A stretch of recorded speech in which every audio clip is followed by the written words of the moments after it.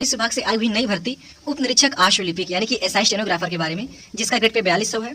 इसी तरीके दूसरी भर्ती है सहायक उप निरीक्षक लिपिक यानी कि एएसआई क्लर्क के बारे में, जिसका ग्रेड पे 2800 है। फिर तीसरी भर्ती है सहायक उप निरीक्षक लेखा यानी कि एएसआई काउंट, इसका भी ग्रेड पे 2800 है। यानी कि जो एसआई स्टेनोग्राफर का पद है वो 4200 ग्रेड पे है, और फिर ये एएसआई क्लर्क, एएसआई काउंट, ये दोनों ही 2800 ग्रेड पे हैं। ठीक है, तो इन सभी की योग्यता क्या है, आयु सीमा कितनी मांगी गई है, कितनी उम्र में छूट मिल रही है अतिरिक्त, और परीक्षा का पाठ्यक्रम क्या है, बिल्कुल विस्तार से। और सबसे खास बात यह कि कंप्यूटर में जो ओ लेवल मांगा जाता है, तो अगर आपके पास ओ लेवल का ये प्रमाण पत्र ना हो तो इसके अलावा इसके समकक्ष में और कौन सी चीज़ें मांगी गई हैं कि अगर उनमें से आपके पास कुछ भी हो तो आप इसके लिए फिर आवेदन कर सकते हैं। ठीक है, तो इसके बारे में अच्छी जानकारी मिल जाएगी आपको। और फिर यह कि टाइपिंग फॉन्ट क्या है और स्पीड कितनी मांगी गई है, तो ये सारी चीज़ें। ठीक, तो आप लोग वीडियो को पूरी जरूर देखिएगा, और जिन भी लोगों ने अभी तक चैनल को सब्सक्राइब न किया हो तो पहले से सभी जन चैनल सब्सक्राइब जरूर कर लें, काहे से कि ज़्यादा जरूरी है। ठीक, तो कल रात में इस भर्ती का विज्ञापन जारी हो गया था। कुल 3 तरीके के पद हैं इसमें। पहला जो है वो है उत्तर प्रदेश पुलिस उप निरीक्षक गोपनीय, यानी कि इसी को एसआई स्टेनोग्राफर कहते हैं। ठीक है, और ऐसे आप समझो कि आपकी जो तैनाती होगी, नियुक्ति होगी, वो आईपीएस अधिकारियों के ही साथ में। ठीक, यानी कि हमेशा आपको केवल उनके लिए ही अपनी सेवाएं देनी है। मुख्यालय स्तर पर आपकी तैनाती होगी और कहीं आपको दूसरी जगह कोई थाना चौकी में नहीं लगाया जाएगा। ठीक, ये केवल आईपीएस अधिकारी के साथ या फिर मुख्यालय जहाँ भी रहेगा जिस हिसाब से, तो ऐसे करके, मतलब भाग दौड़ नहीं है, केवल ऑफिस में ही आपको रहना है। ठीक है, दूसरा पद है पुलिस सहायक उप निरीक्षक लिपिक यानी कि एएसआई क्लर्क। तीसरा है पुलिस सहायक उप निरीक्षक लेखा। ये सभी ऑफिस के ही हैं, कहीं बाहर आपको नहीं भागना दौड़ना है। ठीक है, ये सारी चीजें हो गई। ग्रेड पे आप देख ही लीजिए। एसआई स्टेनो के लिए ये है कि 4200 ग्रेड पे की नौकरी है। कुल 112 पद हैं अभी फिलहाल में, जब ये विज्ञापन जारी हुआ है। पदों की संख्या बढ़ भी सकती है। ठीक, फिर ये एएसआई क्लर्क, ये सभी ग्रुप सी की नौकरियां हैं। भले वो 4200 ग्रेड पे है एसआई स्टेनोग्राफर तो क्या हुआ, लेकिन वो भी ग्रुप सी में ही आएगा, समूह गा की नौकरी। ठीक, एएसआई क्लर्क में 2800 ग्रेड पे कुल 311 पद हैं। फिर यह है कि एएसआई अकाउंट में यह भी 2800 ग्रेड पे कुल 114 पद है। तो इस तरीके करके कुल 537 पदों पे भर्ती आई हुई है। ठीक है, आरक्षणवाद पदों की संख्या देख लीजिए। एसआई स्टेनो के लिए अनारक्षित वालों के लिए 49 पद है। आर्थिक रूप से जो कमजोर वर्ग के लोग हैं कुल 10 पद है। अन्य पिछड़ा वर्ग वालों के लिए 29 पद है। अनुसूचित जाति के लिए 23, अनुसूचित जनजाति के लिए 1 पद। तो ऐसे करके इसमें 112 पद हो गया है। ठीक, और बाकी इसी तरीके आप लोग उन सब का भी देख लीजिएगा। एएसआई क्लर्क का तो ऐसे करके 311 पद हो गया। फिर एएसआई अकाउंट का 114 पद। ठीक है, अच्छा, इसके लिए महिला और पुरुष दोनों ही योग्य हैं, दोनों ही लोग आवेदन कर सकते हैं। ठीक है, इसके लिए जो ऑनलाइन आवेदन होना है वो 19 जनवरी से 19 जनवरी अंतिम तिथि है, 20 दिसंबर से शुरू हो जाएगा, शुरू हो चुका है। ठीक है, आवेदन की जो अंतिम तिथि रखी गई वो है 19 जनवरी। ठीक, और जमा किए गए शुल्क के समायोजन की तिथि वो है 22 जनवरी तक। ठीक, तो यह है कि 20 तारीख से शुरू हो चुका है, 19 तारीख तक भराएगा, 19 जनवरी तक, 1 महीने का आपके पास पर्याप्त समय है। इन सभी के लिए सबसे पहले आपको पुलिस भर्ती बोर्ड की वेबसाइट पर जाना होगा, ओटीआर करना होगा। ओटीआर से ही आप इसके लिए आवेदन कर सकते हैं, तो ये कर लीजिएगा। ठीक है, और क्या क्या काम की चीजें हैं। आवेदन शुल्क के सामान्य वालों से ईडब्ल्यूएस अन्य पिछड़ा वर्ग के अभ्यर्थियों के लिए 500 रुपया रखा गया है। ठीक है, तो वहीं अनुसूचित जाति जनजाति के अभ्यर्थियों के लिए 400 रुपया रखा गया है। अब इसके लिए योग्यता का क्या रखी गई वो समझ लीजिए। हाँ, यहाँ समझिए। एसआई स्टेनो जो कि पुलिस उप निरीक्षक गोपनीय इसलिए कहा जाता है कि इसमें विजिलेंस का भी पद है। ठीक है, तो योग्यता में यह है कि आपको स्नातक होना अनिवार्य है किसी भी विश्वविद्यालय से, मान्यता प्राप्त विश्वविद्यालय से। ठीक है, या तो इसके समकक्ष में कोई उपाधि आपके पास हो तो। ठीक, यानी कम से कम आपको स्नातक होना अनिवार्य है। फिर यह है कि हिंदी टाइपिंग में आपकी 25 शब्द प्रति मिनट गति होनी चाहिए। इन स्क्रिप्ट फॉन्ट मिलेगा, उसी को आप लोग मंगल फॉन्ट कह लो, देवनागरी इन स्क्रिप्ट कह लो, या केवल इन स्क्रिप्ट कह लो, तीनों एक ही है। तो इन स्क्रिप्ट फॉन्ट मिलेगा, इसी पर टाइपिंग आपकी ली जाएगी। यही एसआई स्टेनो पद के लिए ही भी है, एएसआई क्लर्क, और अगर अकाउंट में टाइपिंग है तो उसके लिए भी। पुलिस विभाग की जितनी भर्तियां आ रही सभी में केवल एक ही टाइपिंग फॉन्ट है अभी फिलहाल में, वो है मंगल का इन स्क्रिप्ट।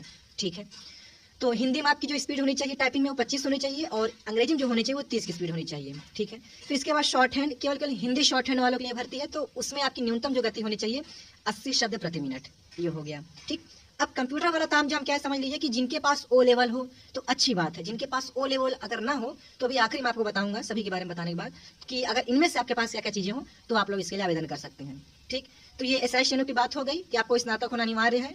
25 की स्पीड हिंदी टाइपिंग में, 30 की स्पीड अंग्रेजी टाइपिंग में, टाइपिंग फॉन्ट इन स्क्रिप्ट है, और फिर आपके पास जो शॉर्ट हैंड की स्पीड होनी चाहिए वो 80 शब्द प्रति मिनट। कोई भी शॉर्ट हैंड का अतिरिक्त प्रमाण पत्र नहीं मांगा जा रहा है, या टाइपिंग के लिए कोई अलग से सर्टिफिकेट नहीं मांगा जा रहा है। केवल कंप्यूटर का जो है जैसे ओ लेवल है या और कुछ जो कुछ भी चीजें हैं तो उसी के लिए मांगा जा रहा है, बस और कुछ नहीं। ठीक है, अब इसी तरीके एएसआई क्लर्क यानी कि सहायक उप निरीक्षक लिपिक के लिए भी समझ लीजिए। योग्यता इसमें भी वही है कि आपको स्नातक अनिवार्य है, साधारण स्नातक आप हैं तो आवेदन कर सकते हैं। टाइपिंग स्पीड भी बिल्कुल हूबहू वैसी है, सब कुछ योग्यता उतनी है, बस इसमें है कि शॉर्ट हैंड नहीं है, केवल टाइप आपको करना है। ठीक, तो 25 हिंदी 30 अंग्रेजी, फॉन्ट वही। कंप्यूटर का भी बता दे रहा हूँ, ओ लेवल जिसके पास है तो अच्छी बात है, वरना इसके समकक्ष में क्या क्या मांगा गया है, कुल 20-25 तो है डिग्रियाँ। ठीक है, सर्टिफिकेट तो वो हो तो काम चल जाएगा। अब अकाउंट के लिए समझ लीजिए, इसमें थोड़ा अलग मांगा है कि मतलब कि सहायक उप निरीक्षक लेखा, इसके लिए है कि भारत में विधि द्वारा स्थापित विश्वविद्यालय से वाणिज्य में स्नातक उपाधि या लेखा शास्त्र में परास्नातक डिप्लोमा या सरकार द्वारा मान्यता प्राप्त समकक्ष कोई अर्हता। तो इसमें आपके पास या तो स्नातक आप किए हो वाणिज्य विषय के साथ, या फिर लेखा शास्त्र में आप पोस्ट ग्रेजुएशन किए हो, ठीक है, परास्नातक, तो आप इसके लिए आवेदन कर सकते हैं। बाकी टाइपिंग स्पीड बस 15 मांगी गई है, तो हो सकता है कुछ काम ना होता होगा ज़्यादा, तो इसके लिए टाइपिंग स्पीड आपकी मात्र 15 मिनट है। मतलब एक बार टाइप 15 मिनट का रहा हूँ कि 15 शब्द की गति होनी चाहिए, ठीक है, 1 मिनट में। मतलब एक अच्छा टाइप करिए तो अगल बगल झाँक सकते हैं कि और भैया क्या चल रहा है, ठीक। तो ये हो गया टाइपिंग फॉन्ट वाइज, केवल और केवल अरे इसमें ये नहीं बताया कि हिंदी क्या है। कम से कम 15 शब्द प्रति मिनट की गति से हिंदी, हाँ हिंदी टाइपिंग केवल है 15 की स्पीड से। अब 15 की स्पीड से पूरे भारत में कहीं नहीं लेते होंगे, खैर कोई बात नहीं। तो ऐसा अकाउंट में ही आपको फायदा है कि स्पीड नहीं है कुछ तामझाम, 15 की स्पीड हो, केवल एक ही टाइपिंग है बस, ठीक है। तो ये सारी चीज़ें हो गई। इनका ये कहना है कि जो अभी इसके लिए आवेदन कर रहे हो तो पूरी तरीके से योग्य हो चुके हों, कोई अपीयरिंग वाला कुछ उनका रह ना जाए तामझाम कि अभी रिजल्ट आना बाकी है, चाहे वो ग्रेजुएशन का हो या ओ लेवल का या फिर कोई और कंप्यूटर का जो सर्टिफिकेट मांग रहे हैं, तो कुछ बचा ना हो। आवेदन की अंतिम तिथि तक आपके पास सारी चीज़ें हो जानी चाहिए। तो वही देखिए लिखा है कि जो अपीयरिंग वाले हैं वो पात्र नहीं होंगे, ठीक है, ये हो गया। और अब देखिए कि जो ओ लेवल मांगा जा रहा है अनिवार्य तो नहीं है, समकक्ष रखा गया है कि और क्या क्या चीज़ें मांगी जाएंगी, तो आपके पास और क्या हो तो आप उसके लिए आवेदन कर सको। अच्छा पहले आयु सीमा समझ लीजिए, फिर उसके बारे में, ठीक। आयु सीमा यही है कि आपको कम से कम 21 वर्ष, अधिकतम 28 का होना है, और चरित्र आपका अच्छा खासा होना चाहिए। अब ये तो आप ही पता होगा। ब्याह केवल एक ही लोग से होना चाहिए, नहीं कि यहाँ भी मुँह मार रहे हैं वहीं मार रहे हैं, ये सब काम गड़बड़ है, तब आपके लिए फिर नहीं है, ठीक है। इसमें ऐसा लिखा, मैं बता रहा अपनी भाषा में, ठीक। तो ये सारी चीज़ें हो गई हैं। परीक्षा पाठक्रम समझिए, परीक्षा आपकी पहले ऑफलाइन होगी 400 अंकों के लिए, ठीक है, गोला करना रहेगा OMR कॉपी पर। पाठ्यक्रम में यह है कि सामान्य हिंदी कंप्यूटर ज्ञान, कुल 50 प्रश्न रहेंगे, 25-25 कर लो, ऐसे समझो, 100 अंकों के लिए। फिर सामान्य जानकारी सामयिक विषय 50 प्रश्न 100 अंकों के लिए। संख्यात्मक एवं मानसिक योग्यता परीक्षा 50 प्रश्न 100 अंकों के लिए, ये रहेगा। फिर इसी तरीके से संख्यात्मक एवं मानसिक योग्यता परीक्षा 50 प्रश्न 100 अंकों के लिए। फिर है मानसिक अभिरुचि परीक्षा, बुद्धि लब्धि परीक्षा, तार्किक परीक्षा, तो 50 प्रश्न 100 अंकों के लिए।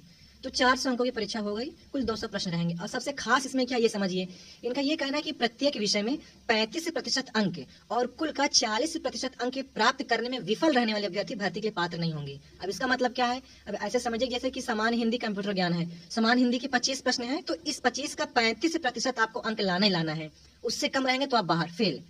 तो हर खंड में सामान्य हिंदी, कंप्यूटर ज्ञान, सामान्य जानकारी, सामाजिक विषय, मतलब जितने भी ये विषय दिए हुए हैं, हर एक विषय में 25 अंकों में से 35% अंक लाना ही लाना है, और कुल 400 अंकों का 40% होना चाहिए।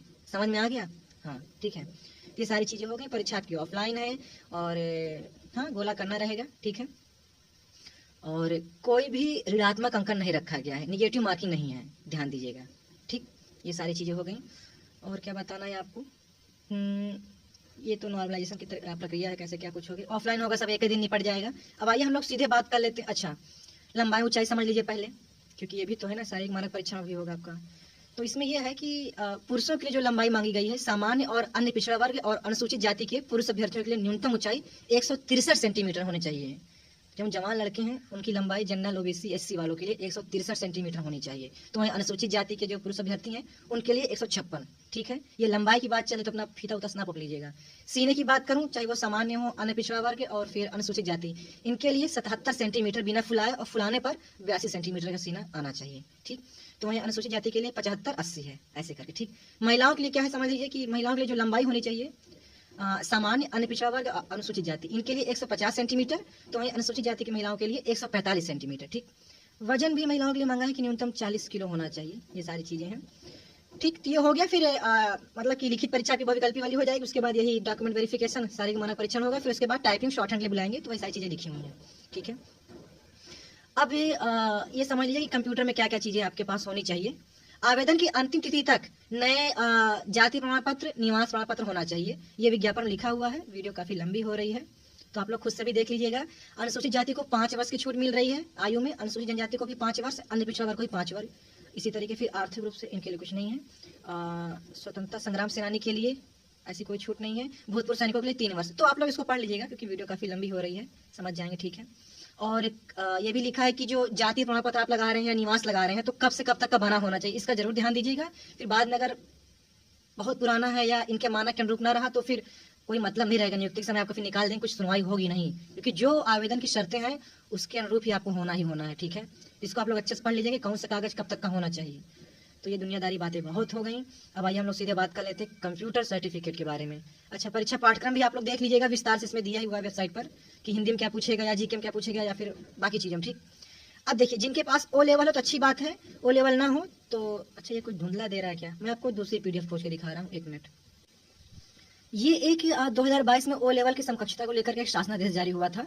तो अब इसमें यही कि ओ लेवल अपने उत्तर प्रदेश में अनिवार्य नहीं है। ऐसी कोई भर्ती हो सरकारी जहां से भी अगर ओ लेवल के समकक्ष माना जाता है कोई चीज, तो उसमें क्या क्या चीजें हैं, तो उसके लिए शासनादेश काम करेगा। तो इसमें यह है कि केंद्र सरकार या फिर राज्य सरकार के किसी बोर्ड, विश्वविद्यालय, UGC, AICTE या फिर नीलिट, जिसे डोएक कहते हैं, अब बार बार इसको नाम नहीं लूंगा, यही से सारी चीज आप समझते चलिएगा। ठीक है, कि या तो विश्वविद्यालय या तो बोर्ड या तो UGC या तो AICTE या फिर नीलिट या डोएक। ठीक, यहाँ से 1 साल में, मतलब कि मान्यता प्राप्त चाहे सरकारी संस्था फिर निजी संस्था से कम 1 वर्ष की अवधि का ओ लेवल का पाठ्यक्रम होना चाहिए। ये तो खैर चलो, जिसके पास अच्छी बात, जिसके पास ना हो तो ये है कि मान्यता प्राप्त सरकारी अथवा निजी संस्था से कक्षा 12 के उपरांत कंप्यूटर में कम से कम 1 वर्ष की अवधि का निम्नलिखित पाठ्यक्रम होना चाहिए। क्या होना चाहिए? DOAP, यानी कक्षा 12 के बाद आपके पास ये चीजें हों। DOAP यानी कि diploma in office automation publishing. अगर ये आपके पास कंप्यूटर का प्रमाण पत्र है तो आप इस भर्ती के लिए योग्य हो। ठीक है, फिर DOMA है, diploma in office management application. ADC है, advance diploma in computer. ADCA है, advance diploma in computer application. Computer application है, साइंस नहीं, ध्यान दीजिएगा। ठीक है, फिर ADCH है, सबका फुल फॉर्म दिया है, आप लोग पढ़ लीजिएगा। ADCP है, DCA है, DCFA है, DCS है, DCTT है, DIP है, DISA है, DISM है, DIT है, DST है, DTP है। अच्छा, ऐसे लग रहा है जैसे कि वो खाद का नाम ले रहा हूँ ना, खेत में डालने वाली, मतलब ऐसे नाम ही है। ठीक है, MDCA, MDCISM, MDIT, MOMSP। ठीक है, CI और SM, ADCST, ADHN। ठीक है, ADI, ADP, ADSE, AITT, PGDCWD। बड़ी डिग्रियां हैं यार, 28 तो यही मांगा है, और रुके रहिए, और दिया है आगे। ठीक है, तो अगर इसमें से कुछ आपके पास हो तो आवेदन कर सकते हो, यहाँ बस नहीं है तो और समझिए। इनका ये कहना है कि मान्यता प्राप्त सरकार या फिर निजी संस्था से कक्षा 12 या स्नातक के उपरांत की जाने वाली कम से कम 1 वर्ष की अवधि का PGDC या फिर DCA ये हो तो भी आप इसके लिए योग्य हैं। यूपी डेस्को होता है, जहां से 1 साल का DIT का डिप्लोमा इन इंफॉर्मेशन टेक्नोलॉजी का पाठ्यक्रम होता है। अगर ये भी आपके पास हो तो इसके लिए आवेदन कर सकते हैं। स्नातक स्तर पर विषय के रूप में अगर आपने स्नातक किया हो, भले कंप्यूटर कोई प्रमाण पत्र ना हो, लेकिन आपने जो स्नातक किया हो उसमें एक विषय के रूप में कम से कम 1 वर्ष का कंप्यूटर साइंस या कंप्यूटर एप्लीकेशन का सब्जेक्ट रहा हो तो आप इसके लिए आवेदन कर सकते हैं, योग्य हैं। और समझिए, यही नहीं अभी बहुत है, BSc हो, IT हो, MCA हो या तो BTech हो, A level, B level, C level, और कौन लेवल है नहीं। ठीक है, इसका कोई कोर्स हो आपके पास तब वो आप आवेदन कर सकते हैं। BCA हो, MSc हो, साइबर लॉ और सिक्योरिटी ये हो, या फिर BSc में कंप्यूटर साइंस, कंप्यूटर एप्लीकेशन का कोई एक साल का आपने किया हो, विषय लिया हो तो भी इसके लिए योग्य है, आप आवेदन कर सकते हैं। और सुनिए, अभी और है, रुकिए नहीं, इसमें यह है कि केंद्र सरकार, राज्य सरकार से मान्यता प्राप्त सरकारी निजी संस्था से हाई स्कूल के उपरांत कम से कम 1 वर्ष की अवधि का कंप्यूटर में डिप्लोमा पाठ्यक्रम कोई हो तब आप आवेदन कर सकते हो। समझिएगा, हाई स्कूल के बाद अगर आपने कुछ किया हो 1 वर्ष कोई कंप्यूटर का डिप्लोमा तो वह मान्य है। ठीक है, अभी और है, रुकिए, परेशान ना होइए। फिर इनका ये कहना है कि राष्ट्रीय कंप्यूटर साक्षरता मिशन से कंप्यूटर में कम से कम 1 वर्ष की अवधि कोई पाठ्यक्रम हो तब आप आवेदन कर सकते हैं। और है, आप लोग ITI तो नाम सुने होंगे, सरकारी ITI। ठीक है, या तो फिर निजी कोई ITI हो, लेकिन मान्यता प्राप्त होनी चाहिए। तो वहां से कोपा की पढ़ाई होती है। ठीक है, computer operator and programming assistant. अगर इसकी भी आपके पास है, इसका भी सर्टिफिकेट है, ठीक है, प्रमाण पत्र, तो भी आप इसके लिए आवेदन कर सकते हैं। लिखा है कि ITI से 52 सप्ताह का कोपा का कोर्स अगर आपके पास हो तो भी आप इसके योग्य आवेदन कर सकते हैं। और भी कुछ दिया है क्या, और भी लिखा है कि सरकारी या मान्यता या फिर निजी संस्थान से 3 वर्षीय diploma in computer engineering, information technology या फिर इलेक्ट्रॉनिक्स इंजीनियरिंग उत्तीर्ण हो तब वो आप इसके लिए योग्य आवेदन कर सकते हैं। अब इतनी सारी चीजें दे दी हैं, तो कुल 36 तरीके कंप्यूटर का प्रमाण पत्र मांगा गया है। अब कोनो ना कोनो तो आपके पास होवे करेगा। ठीक, तो आप देख लीजिए कि इसमें जो कुछ लिखा है अच्छे से पढ़ लीजिए, समझ लीजिए, आपके पास ये सारी चीजें हैं तो आप योग्य हैं, आवेदन कर सकते हैं। ठीक है, एक बात और, एक बैक डेट के चक्कर मत पड़ जाए कि हम GDCA PGDCA मतलब कुछ हो, पिछली डेट बनवा लें, कुछ ऐसा वैसा, तो देखो रगड़े जाओगे तो कोई मतलब नहीं बाद में, क्योंकि जांच बड़ी चपक के चलती है इनकी। नियुक्ति समय मतलब कि डॉक्यूमेंट वेरिफिकेशन समय मान लो बच भी जाते हो तो वो अंदरूनी जांच चलती रहती है, नियुक्ति के बाद रगड़े जाओगे तो वो रगड़ेंगे, छोड़ेंगे नहीं। तो ध्यान देना, जो हो वाजिब हो, चाहे निजी संस्थान से भी आपने किया हो या बनवाया हो तो मान्यता प्राप्त रहे, अब आपकी नज़र में सही होना चाहिए, मतलब ठीक है, उनकी नज़र में सही होना चाहिए बस। तो इसको आप लोग पता कर लीजिएगा। जरूरी नहीं कि सरकारी ही जगह से आप लोग पढ़ो, ITI से ही सभी लोग करो, ठीक है, या और भी जो भी हो, और जहाँ से भी सारी चीज़ें होती हैं बशर्ते यही कि वो मान्यता प्राप्त सरकारी होना चाहिए, तो निजी भी हो तब वो मान्य है, योग्य है आप। तो ठीक है, आप लोग विज्ञापन को डाउनलोड करिए, इसको अच्छे से पढ़िए, सारी नियम शर्तें लिखी हुई हैं, विज्ञापन आप लोग जरूर पढ़ा करिए, इससे चीज़ें जो और बेहतर तरीके से समझ में आती हैं। तो फिर अगर आपके पास ये सारी चीज़ें हैं, योग्यता निर्धारित कर रहे हैं, तो इसके लिए आवेदन कर सकते हैं। ठीक, तो ठीक है, आज की इस वीडियो में बस इतना ही था। पूरा वीडियो देखने के लिए धन्यवाद। जय बजरंगबली।